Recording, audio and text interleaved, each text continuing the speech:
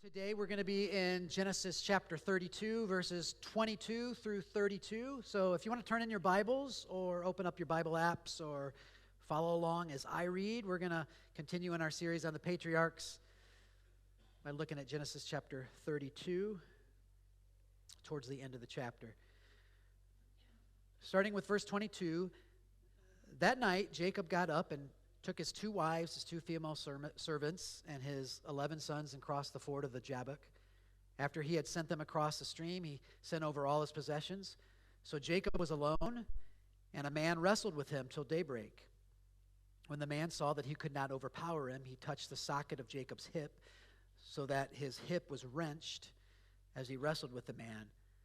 Then the man said, "Let me go, for it is daybreak."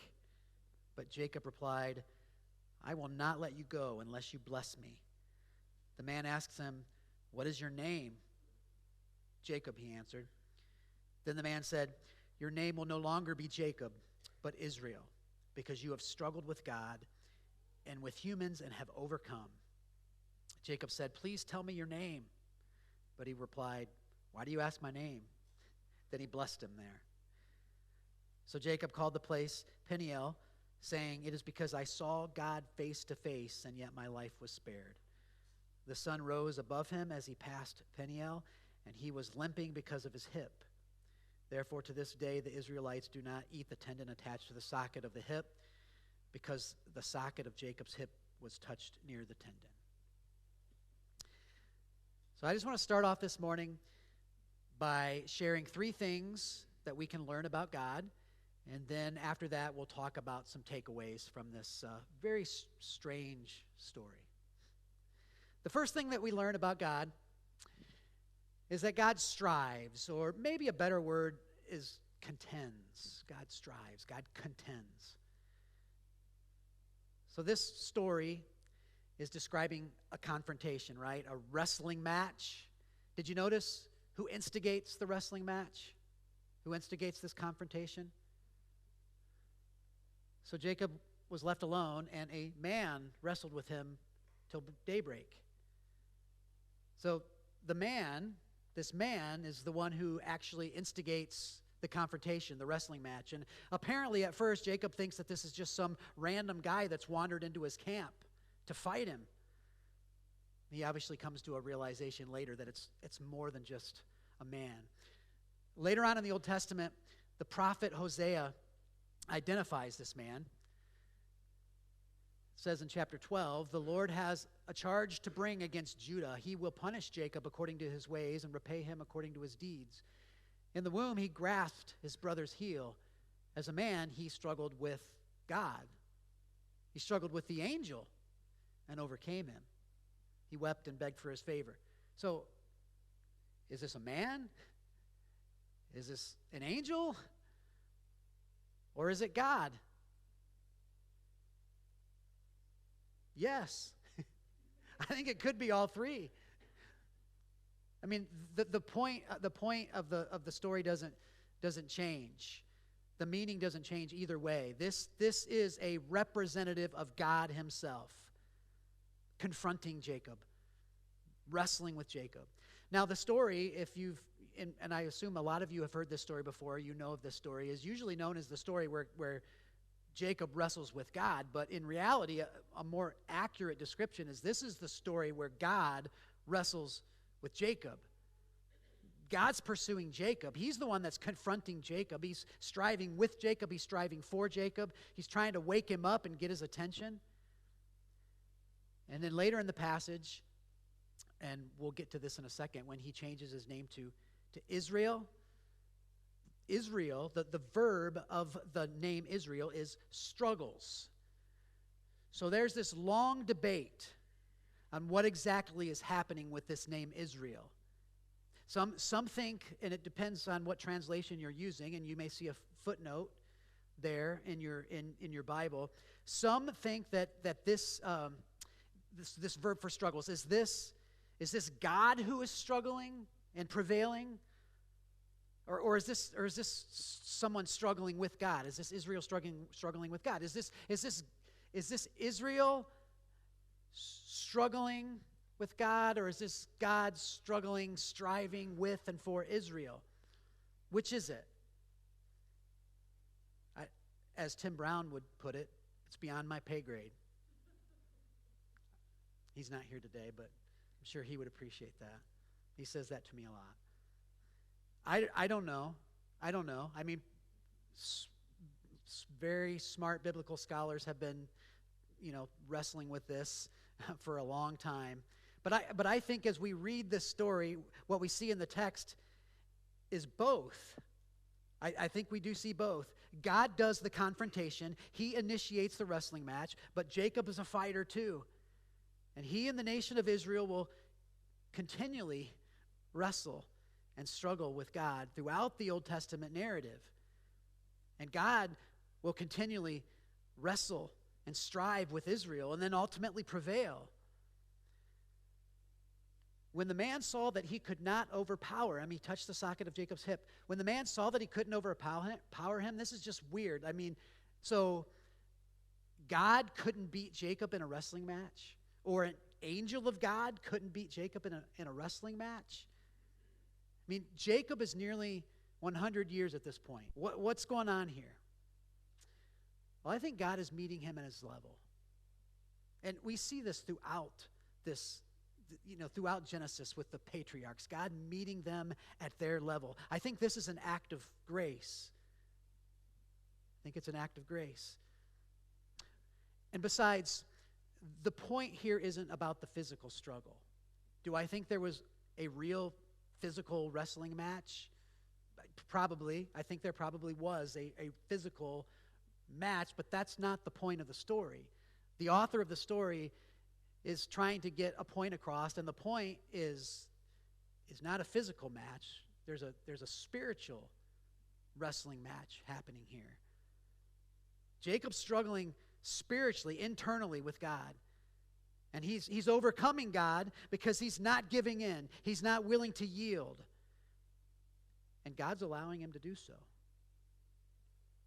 God's not overpowering. God wasn't overpowering Jacob's free will. God would not force Jacob to trust him, right? But God's still fighting. God's still wrestling. God's still striving with Jacob. God's still striving for Jacob, and God's not going to give up.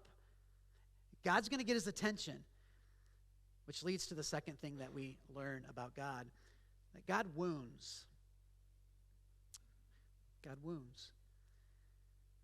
When the man saw that he could not overpower him, he touched the socket of Jacob's hip so that his hip was wrenched as he wrestled with the man.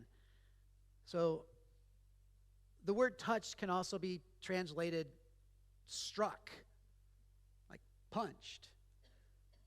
And once again, depending on your translation, the Jacob's hip, the socket of Jacob's hip can be translated the hollow of his thigh. The hollow of his thigh. So actually most biblical scholars think that this is the groin area. Yeah, Jacob is getting hit where it counts. I mean, he's getting punched in the groin by God. Think about that. God finally gets Jacob's attention. So if you've been following the story all along, and you've been, in with us during this series, you know that God's been pursuing Jacob all along, right? He's been pursuing Jacob. He's been revealing himself to Jacob. A couple weeks ago, we learned about Jacob's dream at Bethel, this stairway to heaven, and God is communicating, revealing himself to Jacob as a God who's near, not far. He's telling Jacob, I'm a God who's with you. And then right before this passage at the end of Genesis chapter 32, at the beginning of Genesis chapter 32, we skipped over this part, but you can read it this afternoon or read it later on. We read about Jacob encountering this camp of God. Jacob discovers this camp of angels that are actually traveling with him and protecting him. God was providing for. God was flourishing Jacob. I mean, even in the midst of Jacob's lying and deceit and manipulation, God is still fighting for Jacob, providing for Jacob, flourishing for Jacob. And Jacob didn't deserve any of this, did he? God finally gets Jacob's attention when Jacob realizes that he's been striving to get what God has been willing to give him all along. But Jacob was so stubborn, right? I mean, and I think I can relate, and maybe you can as well. Jacob was so stubborn, and so God has to cripple Jacob's self-dependency in order to wake him up to his need for God. I mean, this was a death blow to self, a physical reminder that true blessing, true fulfillment in life comes from God and God alone. Not in self-gratification, self-dependency, self-sufficiency, and God alone. So God had to wound him, to lovingly correct Jacob to get his attention. God wounds, and then God heals him, and God blesses him. And then finally, we learn that God names. God names.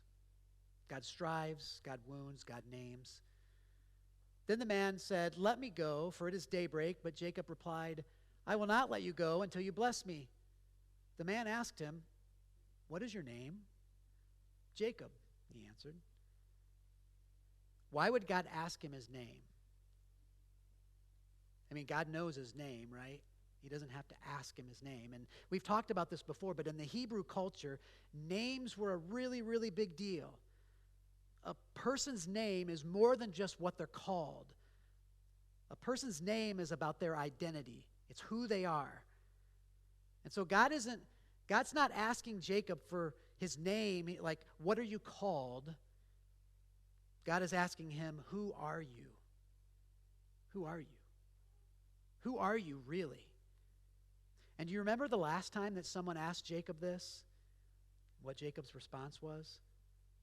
It's when he dressed up like his brother Esau and he went in to his father, presented that stew that his mother made in order to deceive his dad. Let's read it. Back to Genesis chapter 27. Then she, Rebekah, handed her son Jacob the tasty food and the bread she had made. He went to his father and said, "My father." And said, "My father." "Yes, my son," he answered. "Who is it?" Jacob said to his father, "I am Esau, your firstborn." And now in the arms of God, wrestling with God, wounded by God, he owns up to it. He confesses. He says, I'm Jacob. I'm a deceiver. I'm a deceiver. That's who I am. I've been lying, manipulating, and deceiving all my life. I've been grasping at heels since birth. That's who I am. That's who I am. And Jacob owns up to it. Then the man said, "Your name will no longer be Jacob, but Israel, because you have struggled with God and with humans and have overcome." And so God gives Jacob a new name, a new identity. You're no longer a deceiver. You are who I say you are. This is now your true identity. This is the person you've been. The person you've been is not the person who you really are. The person you've been and the way you have acting is not how I created you to be. This is not who I want you to be, Jacob. And so Jacob and the people of God would from now on be known as Israel.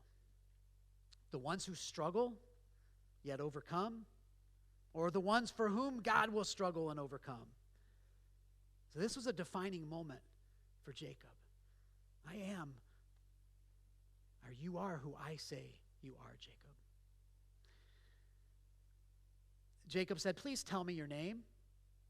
It's like Jacob is still trying to gain some kind of control over the situation. God doesn't answer him, but he replied, "Why do you ask my name?" Then he blessed him. So Jacob called the place Peniel, saying, "It is because I saw God face to face, and yet my life was spared." I've seen God face to face. I've come face to face with God. I've really been enjoying New Old Testament professor, theologian John Walton lately. I've been reading a lot. He's an author. He's a professor. He's a scholar, and he actually is the author of the NIV application commentary specifically for Genesis. He's one of my favorite Old Testament scholars, and he says that this isn't necessarily a story of, like, this shouldn't be known as the story of God wrestling with Jacob or Jacob wrestling with God, but this is the story of when Jacob finally got his face. When Jacob finally got a face. It was only when Jacob came face to face with God that he was able to see himself for who he truly was, for who he was created to be. He finally got a face when he saw God's face, when he saw God face to face. I think that's pretty incredible. So, what are some takeaways? I have 3 takeaways from this. Pretty simple. It's okay to wrestle with God because God's wrestling with you. I've talked about this before, but I came from a Christian tradition that says that you should never question God. You should never doubt God. That that's just not good. In fact, it's probably even a sin to question or to doubt. God says it, I believe it, and that settles it, right? Maybe you've heard that. But faith doesn't come easy for most people. Faith doesn't come easy for most people. And understanding God and his ways and understanding God's word is not necessarily easy. And so, unfortunately, people who grow up in that kind of environment, who are never allowed to question or struggle or wrestle, very often they, number one, will end up walking away from their faith at some point, or 2, end up having a faith that's just not very substantial. Something that they can't grasp or take a hold of. It's just a faith of their grandparents or the faith of their parents. It's just, they go to church because they've always gone to church. It's just something that they've always done. Their faith is just a nominal faith. But God desires something greater for us. He's wrestling with us. He wants to get our attention. He wants to form us into the image of his Son. He wants a more authentic, growing faith for us. So it's okay to question. It's okay to doubt and to wrestle with God because it's usually through the struggle that faith becomes more real, becomes more robust. And that's what I've discovered for myself as well. Number 2, it often takes a hard punch.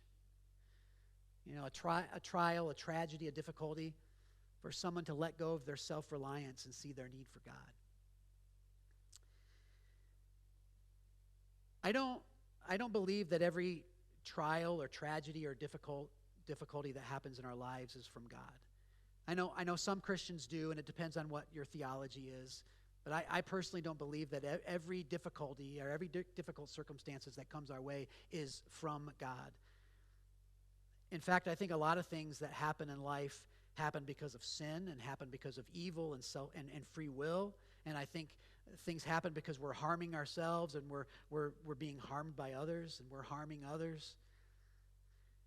But I do believe that because God is a good God and because he's perfectly loving, that he sometimes has to discipline us and he sometimes has to wake us up and get our attention. I think sometimes because of our stubbornness, it takes a big punch to the gut or a punch to the groin. I like what it says in Job. Blessed is the one whom God corrects, so do not despise the discipline of the Almighty, for he wounds, but he also binds up. He injures, but his hands also heal. From 6 calamities he will rescue you. In 7, no harm will touch you. In Proverbs chapter 3, it says, my son, do not despise the Lord's discipline, and do not resent his rebuke, because the Lord disciplines those he loves. As a father, the son he delights in. I think sometimes it takes a big punch to wake us up. And I think very often it's God does this to save us from something far greater or far worse. Far worse. And I think that no matter if this is from the hand of God or if it's something that's happening in our lives that's not directly from God, I think no matter the case, God will use it. God will use it as Patty talked about last week. God will use it. He'll use the difficulties in life to wake us up, to break us of our self-dependency and our self-sufficiency, to help us see our great need for Him, to help us see that any kind of joy or peace or meaning or purpose in life, a life of abundance, a life of blessing can only comes from Him, right? Not self, only from Him. And finally, we have to let go of who we think we are in order to embrace who God made us to be. Anyone ever read the Screw Tape Letters by C.S. Lewis? Some of you have. So the main character in the story is Screw Tape, and here's what. And he's a demon, and he's describing human beings, and here's what he says: when God talks of their losing their selves, He means only abandoning the clamor of self-will. Once they've done that, He really gives them back all their personality and boasts that when they are wholly His, they will be more themselves than ever. When they are wholly His, they will be more themselves than ever. And I think that's so true, but this is so difficult to learn, right? I mean, it's difficult to learn that dying to self and dying to our self-reliance, self-dependence, our self-will, and surrendering to God doesn't make us less ourselves. Because we feel sometimes it does, right? We feel like God's taking something from us. We often think that our way is a better way and will bring us life, but it never does. It never does. God has something far greater for us. So we have to learn to see ourselves from His perspective, because as our Creator, He knows who we really are. He knows who we were created to be. And in Him and only Him can we find our true identity and purpose. In Him is really the only true way to be human. In Him is where we finally get a face. So we have to let go of who we think we are and the false identity we've been living under in order to embrace who God made us to be.